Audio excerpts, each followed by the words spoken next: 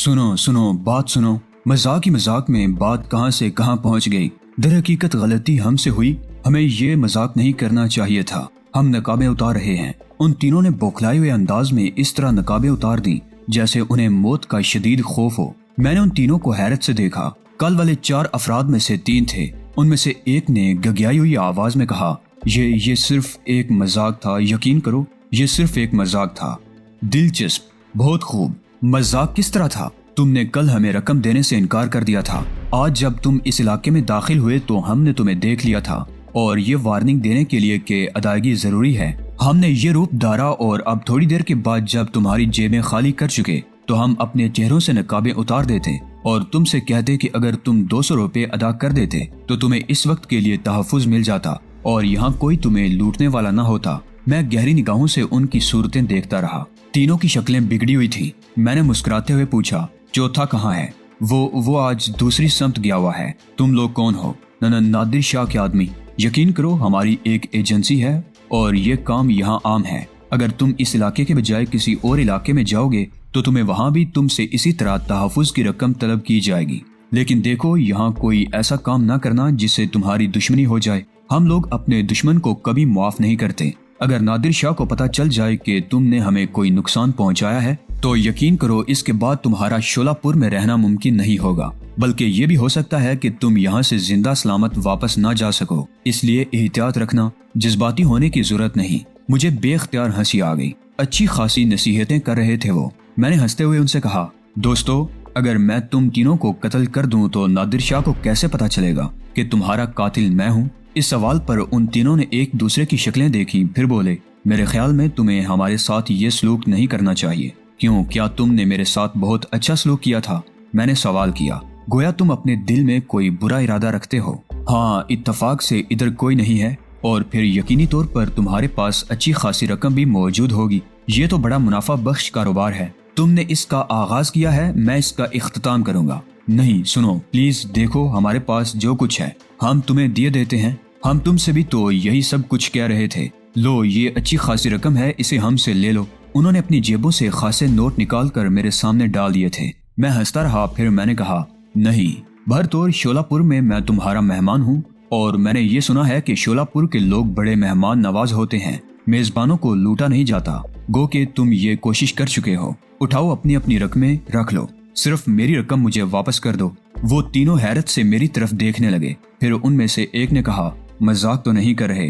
कहीं ये ना हो कि हम लोग उठाने के लिए झुकें और तुम हम पर गोली चला दो। नादिर शाह से अगर कभी मुलाकात हुई तो ये बात उससे जरूर कहूंगा कि ऐसे बुज़दिल लोगों को ऐसे कामों के लिए नहीं रखना चाहिए। चलो उठाओ अपनी रकम और मेरी रकम एहतियात से संभाल कर मुझे वापस कर दो, मैंने कहा और उनमें से एक ने डरते डरते ये अमल कर डाला। मेरी रकम मुझे दे दी गई और उन्होंने अपने नोट निकालकर अपनी अपनी जेबों में ठूंस लिए। अच्छा, अब तुम मेरी जीप का टायर भी तब्दील कर दो क्योंकि ये काम तुमने किया है।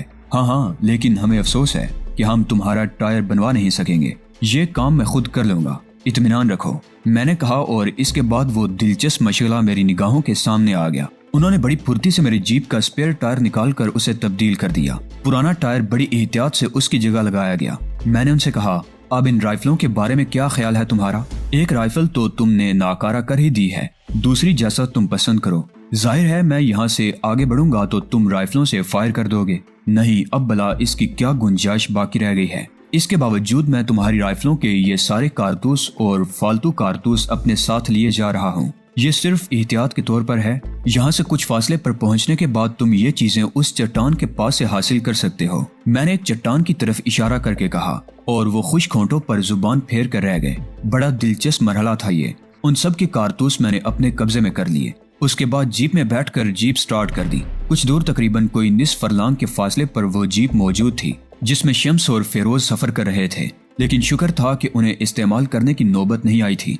कारतूस वगैरह उस जगह रखने के बाद मैंने आगे का रुख इख्तियार किया। गो मेरी ये बेपरवाही किसी भी शक्ल में खतरनाक साबित हो सकती थी, लेकिन बहरहाल अब लोगों को कोई नुकसान नहीं पहुंचाया जा सकता था। हो सकता है बात इतनी सी हो और लग रहा था कि वो लोग सिर्फ रकम वसूल करने वालों में से हैं और इस तरह मुझे डरा धमका कर लूटना चाहते हैं। इसके अलावा और कोई इरादा नजर नहीं आता था। लेकिन ये एक दिलचस्प वाकया हुआ था जिसे मैं नजरअंदाज नहीं कर सकता था।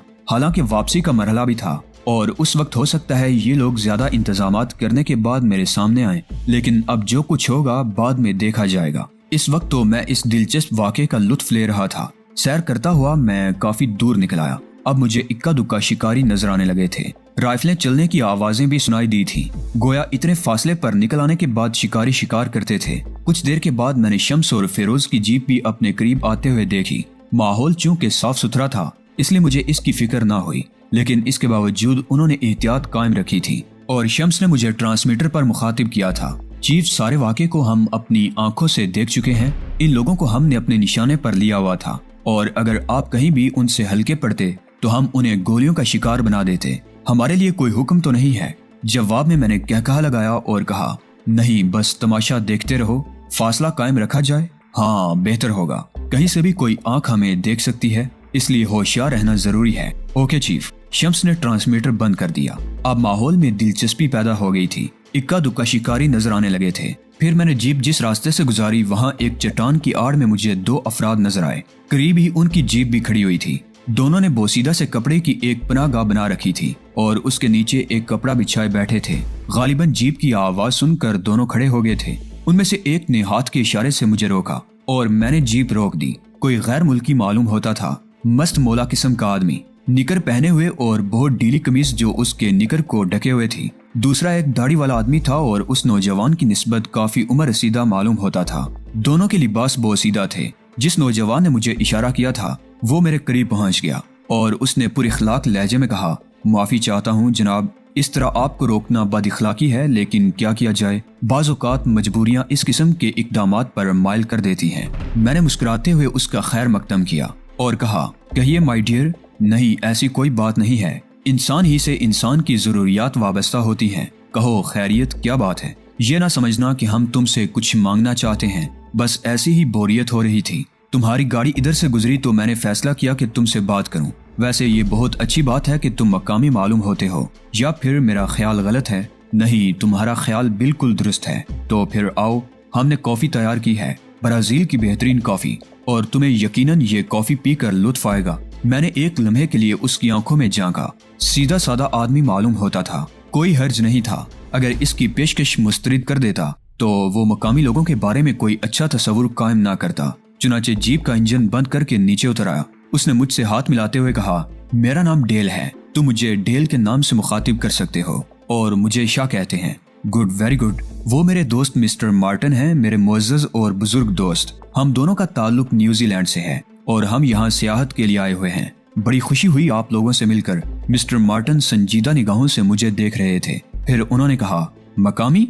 हाँ मिस्टर मार्टिन, बड़ी खुशी हुई तुमसे मिलकर। आओ बैठो। वैसे मैंने इस लड़के को मना किया था कि किसी गुजरते हुए शख्स को परेशान ना करे, लेकिन ये मेरी सुनता कब है। नहीं, कोई बात नहीं है। वैसे उसूली तौर पर तो गैर मुल्की मेहमान की हैसियत से मुझे आपकी खातिर करनी चाहिए थी, लेकिन मिस्टर डेल ने मुझे कॉफी की पेशकश कर दी। किसी भी चीज में अगर किसी की शमूलियत हो जाए तो लुत्फ आता है। आओ बैठो। वैसे हम तुम्हें बैठने के लिए उम्दा जगह पेश नहीं कर सकते, लेकिन अच्छा भी नहीं लगता। इस किस्म की तफरीहात में जब तक बेउसूली ना हो, जिंदगी का मजा जाता रहता है। मैं आपसे इत्तफाक करता हूँ, मैंने कहा, और बेतकल्फी से वहीं उस कपड़े पर बैठ गया। अंदाजा लगा रहा था उन लोगों की माली हालत के बारे में, लेकिन कोई अंदाजा नहीं हो पा रहा था। जहन में यही ख्याल था कि थोड़ी देर के बाद वो अपनी किसी जरूरत का इजहार करेंगे। मिस्टर डेल मुझसे बातें करने लगे। उन्होंने कहा, तुम्हारा वतन बहुत खूबसूरत है, बहुत शानदार, बहुत आला हैसियत का मालिक। मैं यहाँ आकर बहुत मुतासिर हुआ हूँ। लोग भी बहुत अच्छे हैं। आपका शुक्रिया मिस्टर डेल। कहिए आपका शौक क्या है? बूरी लोमड़ियाँ। हमने यहाँ तकरीबन 1 दर्जन लोमड़ियाँ शिकार की हैं। बूरी लोमड़ियों की खाल बहुत खूबसूरत होती है और हम इसे अपने वतन ले जाएंगे। बहुत खूब, मगर मुझे कोई ताज़ा लोमड़ी शिकार की हुई नजर नहीं आती। नहीं, आज इत्तफाक से हमारी तकदीर ने साथ नहीं दिया, हालांकि हम बहुत देर तक पहाड़ों में भटकते रहे हैं। मिस्टर मार्टिन ने जवाब दिया। गलत, बिल्कुल गलत, डेल बोला, और मिस्टर मार्टिन उसे घूरने लगे। गोया तुम अपनी हरकत से बाज नहीं आओगे। सवाल ही नहीं पैदा होता। मिस्टर डेल, ठीक है, हमारा इस मुल्क से कोई ताल्लुक नहीं है, लेकिन इंसानों से तो ताल्लुक है। अगर मैं किसी बुराई की निशानदही करूं तो कोई बुरी बात नहीं है, बल्कि ये मेरा फर्ज है। हम इस मुल्क में आए हैं, यहाँ की ग़िज़ाएं खा रहे हैं, तो अगर थोड़ा सा फर्ज पूरा करते चलें तो क्या हर्ज है? मिस्टर डेल, मैं तुमसे इख्तलाफ करता हूँ, मार्टिन ने कहा। सॉरी मिस्टर मार्टिन, یہ بات میں نے آپ کو کل ہی بتا دی تھی کہ اگر کہیں بھی مجھے موقع ملا تو میں اس بات کا انکشاف ضرور کروں گا۔ ان دونوں کی گفتگو پر مجھے حیرت ہوئی تھی، لیکن میں خاموش رہا تھا۔ ڈیل مجھ سے کہنے لگا، مسٹر شاہ، در حقیقت میں کسی الجھن کا شکار ہوں۔ آج یہ بات نہیں ہے کہ ہمیں لومڑیاں نہیں ملی، بلکہ حقیقت یہ ہے کہ مسٹر مارٹن نے مجھے اس طرف جانے کے لیے منع کر دیا ہے۔ وہ ایک محتاط آدمی ہے اور در حقیقت عمر احتیاط دیتی ہے۔ ان کا خیال ہے کہ مجھے اس معاملے میں نہیں پڑنا چاہیے۔ میں نے سوچا کہ چلو ٹھیک ہے، میں براہ راست اس معاملے میں نہیں پڑتا، لیکن اگر کوئی مقامی باشندہ مل جائے جو اس معاملے میں دلچسپی لے تو میں اس پر یہ انکشاف ضرور کر دوں گا۔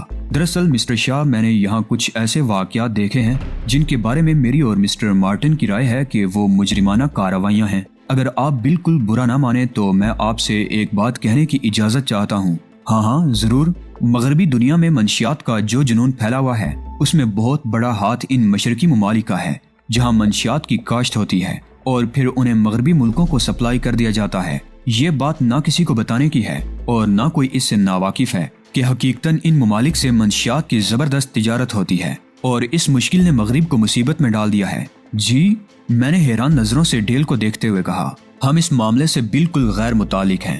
ظاہر ہے نہ ہی یہ ہمارا شعبہ ہے اور نہ ہم دونوں میں سے کوئی منشیات کا عادی۔ یہاں بری لومڑیوں کا شکار کھیلنے کے لیے ہم مختلف لوگوں کی ہدایت پر آئے، اور بلا شبہ ایک دلچسپ مشغلہ ہے جس سے مسٹر مارٹن بھی بہت زیادہ لطف اندوز ہو رہے تھے۔ ہمارا خیال ہے کہ کم از کم ایک بڑی مقدار لومڑیوں کی کھال کی یہاں سے لے کر جائیں، لیکن ہمیں 2 دن پہلے جو واقعہ پیش آیا اس نے ہمیں خوف زدہ کر دیا۔ بہرحال یہ ضروری نہیں ہے کہ ہم اپنا ٹارگٹ پورا کر لیں، لیکن کم از کم میں یہ سمجھتا ہوں کہ کسی مناسب آدمی کو اس بارے میں بتا دیا جائے۔ پہلی بات تو یہ کہ جب ہم یہاں آئے تو مختلف لوگوں نے ہمارا تعاقب کیا۔ جب ہم اس علاقے میں شکار کھیلنے آئے تو سرکاری افسروں کے علاوہ کچھ ایسے لوگ بھی ہمیں ملے جنہوں نے ہم سے کہا کہ اگر ہم ان علاقوں میں بحفاظت شکار کھیلنا چاہتے ہیں تو انہیں خراج ادا کریں، ورنہ ہم کسی مشکل کا شکار بھی ہو سکتے ہیں۔ بہرحال تھوڑی سی رقم دینا ہمارے لیے کوئی ایسا عمل نہیں تھا جس سے ہمیں تکلیف ہوتی، لیکن تکلیف اس بات کی ہوئی کہ یہاں سرکاری احکامات کے علاوہ بھی کچھ احکامات چلتے ہیں۔ یہ کوئی بات نہیں ہے، دنیا کے مختلف ممالک میں ایسا ہوتا ہے، مارٹن نے کہا۔ ہاں بے شک، جرم دنیا کے ہر خطے میں ہوتا ہے اور کوئی بھی ملک یہ نہیں کہہ سکتا کہ وہ جرائم سے پاک ہے۔ بہرحال یہ ایک الگ چیز ہے، لیکن اس کے علاوہ مسٹر مارٹن، جو کچھ ہم نے دیکھا ہے کیا وہ ایسا ہے کہ اسے نظر انداز کر دیا جائے؟ مسٹر مارٹن عجیب سی نگاہوں سے ڈیل کو گورتے رہے، لیکن میرے ذہن میں دلچسپی پیدا ہو گئی تھی۔ میں نے ڈیل سے کہا، مائی ڈیئر مسٹر ڈیل، میں یہ محسوس کر رہا ہوں کہ آپ ایک مخلص اور پرخلوص انسان ہیں۔ جوانی کی اس عمر میں در حقیقت فراخ دلی بھی ہونی چاہیے، اور اگر آپ کے ذہن میں ایسا کوئی مسئلہ ہے جس کو آپ بیان کرنا چاہتے ہیں تو میں آپ سے صرف یہی کہہ سکتا ہوں کہ یہ مجھ پر احسان ہوگا۔ کیا اس کے علاوہ بھی کوئی اور ایسی بات ہے جو آپ نے یہاں دیکھی؟ ہاں، لیکن ٹھہرو، پہلے میں کافی کا بندوبست کر لوں۔ میرے خیال میں اس تکلف کی نہ ضرورت ہے نہ گنجائش۔ نہیں، کافی تیار ہے، تھرماس میں موجود ہے، بس اسے پیالیوں میں ڈالنا ہے، ڈیل نے کہا۔ یہ ایک کھلنڈرا سا نوجوان تھا۔ مسٹر مارٹن محتاط آدمی تھے اور وہ غالباً ڈیل کو اس عمل سے روکنا چاہتے تھے، لیکن ڈیل مجھے بہت کچھ بتانے پر تلا ہوا تھا۔ اس نے 3 مگ نکال کر ان میں کافی ڈیلی اور ایک مسٹر مارٹن کو پیش کیا، ایک مجھے اور تیسرا خود لے کر میرے قریب بیٹھ گیا۔ پرسوں رات کی بات ہے، ہم لوگ بھوری لومڑیوں کا شکار کھیلنے کے لیے اس علاقے کی جانب نکل گئے تھے۔ اس نے انگلی سے ایک سمت اشارہ کرتے ہوئے کہا، وہ جو ایک بلند و بالا پہاڑی دیکھ رہے ہو نا، اس کے عقب میں ہم لومڑیوں کا شکار کھیل رہے تھے، اور یہ حیران کن بات تھی کہ اتفاق سے اس وقت کوئی اور شکاری وہاں موجود نہ تھا۔ شام کے جٹپٹے ہو چکے تھے اور مسٹر مارٹن کا کہنا تھا کہ اب ہمیں واپس چلنا چاہیے۔ ہم نے 4 لومڑیاں شکار کر لی تھیں، اور یہ ایک بڑی مقدار ہوتی ہے کیونکہ عام طور سے ہم نے یہاں شکاریوں کو خالی ہاتھ بھی واپس جاتے ہوئے دیکھا ہے۔ چنانچہ مسٹر مارٹن کا کہنا درست ہی تھا اور میں نے اسے تسلیم کر لیا۔ ہم واپسی کی تیاریاں کر رہے تھے کہ دفعتاً ہمیں فضا میں ایک عجیب سی چیز نظر آئی۔ غالباً آتش بازی تھی جو چلائی گئی تھی اور اس سے سرخ روشنی پھوٹ رہی تھی۔ حالانکہ بہت زیادہ تاریکی نہیں تھی، لیکن پھر بھی یہ سرخ روشنی اچھی خاصی واضح اور روشن تھی۔ ہم لوگ صرف یہ دیکھنے کے لیے رک گئے کہ اس سرخ روشنی کا مقصد کیا ہے۔ کوئی خاص بات ظاہر نہیں ہوئی، لیکن تھوڑی دیر کے بعد ہمیں ایک بار پھر فضا میں سبز رنگ کی روشنی نظر آئی، گویا یہ کوئی اشارہ تھا کسی کے لیے۔ میں نے اس کا اظہار مسٹر مارٹن سے کیا تو مسٹر مارٹن کہنے لگے کہ یہ ہمارا معاملہ نہیں ہے، اور اگر کوئی ایسی بات ہے تو ہمیں اس سے گریز کرنا چاہیے۔ لیکن میں مسٹر مارٹن کی بات ماننے کے لیے تیار نہ ہوا، اور ہم لوگ اپنے مشاغل ترک کر کے خاموشی سے ایک ایسی جگہ پوشیدہ ہو گئے جہاں سے ہم اس سلسلے کی مزید کارروائیاں دیکھ سکیں۔ میرا ہی اندازہ درست نکلا۔ کچھ دیر کے بعد ہم نے 10-12 خچروں کی ایک قطار دیکھی جو ایک درے میں رینگتی ہوئی آگے بڑھ رہی تھی۔ ان خچروں کی نگرانی کرنے والے 4 آدمی تھے۔ خچروں کی یہ قطار چلتی رہی اور وہ چاروں آدمی جو بہترین قسم کی اسٹین گنوں سے مسلح تھے آگے بڑھنے لگے۔ پھر وہ ایک بڑی اور برے رنگ کی چٹان کے قریب پہنچ گئے جو اسی علاقے کے ایک حصے میں واقع تھی۔ چٹان کے قریب پہنچ کر وہ سب رک گئے۔ چٹان میں ایک دروازہ سا کھلا اور خچروں پر جو سامان لدا ہوا تھا چٹان کے اس دروازے سے اندر داخل کیا جانے لگا۔ وہ چاروں آدمی بڑی مستعدی سے اپنا کام سر انجام دے رہے تھے اور کچھ دیر کے بعد وہ اس کام سے فارغ ہو گئے اور ان خچروں کو اسی طرح ہانکتے ہوئے وہاں سے چلے گئے۔ درے میں آگے جا کر خچر غائب ہو گئے تھے، لیکن وہ چٹان میری نگاہوں کا مرکز بن گئی۔ میں نے مسٹر ڈیل سے کہا کہ اگر وہ اجازت دیں تو میں اس چٹان کے قریب جا کر دیکھوں۔ جواب میں مسٹر ڈیل ناراض ہو گئے اور کہنے لگے کہ میں نوجوان آدمی ہوں، خود اس قسم کی حرکتیں کر سکتا ہوں، لیکن یوں لگتا ہے جیسے میں انہیں کسی مصیبت میں مبتلا کر دوں گا۔ میں نے مسٹر ڈیل سے اتفاق کر لیا اور اس چٹان کے قریب جانے کی کوشش نہیں کی۔ صاف ظاہر تھا کہ کوئی ایسی چیز اس چٹان میں پوشیدہ کی گئی ہے جو غیر قانونی طریقے سے چھپا کر یہاں لائی گئی ہے۔ ہم لوگ واپس چلے گئے، لیکن میں اس سلسلے میں متجسس تھا۔ دوسرے دن میں نے مسٹر مارٹن کو نہیں بتایا اور اس سمت نکل آیا۔ میرے ذہن میں تجسس تھا اور میں یہ دیکھنا چاہتا تھا کہ وہاں مزید کیا کارروائیاں ہوتی ہیں۔ وقت وہی رکھا تھا میں نے، یعنی شام کو۔ میں اندازہ لگانا چاہتا تھا کہ اب وہاں سے وہ مال کس طرح منتقل کیا جاتا ہے، لیکن کیا آپ یقین کریں گے مسٹر شاہ کہ جب ہم وہاں پہنچے تو ہم نے وہ چٹان غائب دیکھی۔ میں حیرانی سے ڈیل کی صورت دیکھتا رہا اور ڈیل خاموش ہو کر اپنے الفاظ کا رد عمل میرے چہرے پر تلاش کرنے لگا۔ میں نے خود ہی کہا، چٹان غائب ہو گئی؟ چٹان غائب ہو گئی؟ ہاں، پوری چٹان، اور اس کی جگہ صرف صاف ستھری زمین نظر آ رہی تھی۔ میں یقین نہ کرنے کے انداز میں ڈیل کو دیکھنے لگا تو مسٹر مارٹن نے سنجیدگی سے کہا، ہاں یہ ایک حقیقت ہے، لیکن مسٹر ڈیل آپ کے خیال میں وہ چٹان کیسے غائب ہو گئی؟ اگر میں نشے میں ہوتا تو یقینی طور پر یہی سوچتا کہ ہم نے نشے کی حالت میں وہ وسیع و عریض چٹان دیکھی تھی، لیکن حقیقت یہ ہے کہ میں ہوش و حواس میں تھا۔ اس کی گواہی مسٹر مارٹن بھی دیں گے۔ خود مسٹر مارٹن کی کیفیت بھی مجھ سے مختلف نہیں تھی اور انہوں نے حیرانی سے کہا تھا کہ یہ عظیم و شان چٹان کہاں غائب ہو گئی۔ میں یقین نہ کرنے والے انداز میں انہیں دیکھتا رہا تو ڈیل ہنس کر بولا، شاید اب آپ ہم دونوں کو نشے میں سمجھ رہے ہیں مسٹر شاہ۔ اس بات پر یقین کیا جا سکتا ہے آسانی سے؟ کبھی نہیں، بالکل نہیں۔ تو پھر آپ یہ انوکھی کہانی مجھے کیوں سنا رہے ہیں؟ میں قسم کھانے کو تیار ہوں کہ میں نے جس جگہ چٹان دیکھی تھی وہاں وہ چٹان موجود نہیں تھی۔ آپ کے خیال میں اس چٹان کا حجم کیا ہوگا؟ بہت بڑی، بہت وسیع، اس طرح کہ اگر اسے توڑ کر بھی وہاں سے ہٹایا جائے تو اس میں کئی دن لگ جائیں گے، لیکن سالم کی سالم چٹان غائب تھی۔ کافی بہت عمدہ ہے، میں نے کہا اور ڈیل جیپے ہوئے انداز میں ہنسنے لگا۔ مسٹر مارٹن نے گہری سانس لے کر اسے دیکھا اور کہا، میں نے تم سے کہا تھا کہ کسی سے کہو گے تو وہ تمہاری اس بات پر یقین نہیں کرے گا۔ اس کا کوئی حل میرے پاس نہیں ہے۔ مسٹر مارٹن کہنے لگے، یہ حقیقت ہے مسٹر شاہ کہ ڈیل جو کچھ کہہ رہا ہے وہ سچ ہے۔ کیا آپ مجھے وہ علاقہ دکھا سکتے ہیں؟ اگر تم چاہو تو، ڈیل نے کہا۔ مسٹر مارٹن نے فوراً ہاتھ اٹھا کر کہا، ہم نے تمہیں اطلاع دے دی۔ وہ جو سامنے کا پہاڑی علاقہ نظر آ رہا ہے، یہ واقعہ اس کے بالکل عقب میں پیش آیا تھا۔ اگر تم وہاں جاؤ گے تو تمہیں ایک درہ نظر آئے گا، اسی درے میں یہ کارروائی ہوئی تھی۔ مسٹر ڈیل، کیا آپ میرے ساتھ جانا پسند کریں گے؟ مسٹر مارٹن پلیز مجھے اجازت دے دیجیے، ڈیل نے کہا۔ اوکے، تم جا سکتے ہو، لیکن ہر قسم کے نتائج کے ذمہ دار تم خود ہوگے، وعدہ؟ ڈیل نے سینے پر ہاتھ رکھ کر کہا اور اس کے بعد وہ کافی کے آخری گھونٹ لے کر کھڑا ہو گیا۔ آئیے مسٹر شاہ، آپ ہی کی گاڑی میں چلتے ہیں۔ میں نے آمادگی کا اظہار کر دیا اور ڈیل میرے ساتھ جیپ میں آ بیٹھا۔ میں نے جیپ سٹارٹ کر کے آگے بڑھا دی۔ راستے میں وہ مجھے پرجوش انداز میں اپنے بیان کی تصدیق کراتا رہا اور میں خاموشی سے اس کی باتیں سنتا رہا۔ جو معلومات مجھے حاصل ہوئی تھی ان کے تحت یہ بات تو قابل تسلیم تھی کہ وہاں اسی قسم کا مال خچروں کے ذریعے لایا گیا ہوگا، لیکن چٹان کی گمشدگی سمجھ میں نہیں آتی تھی۔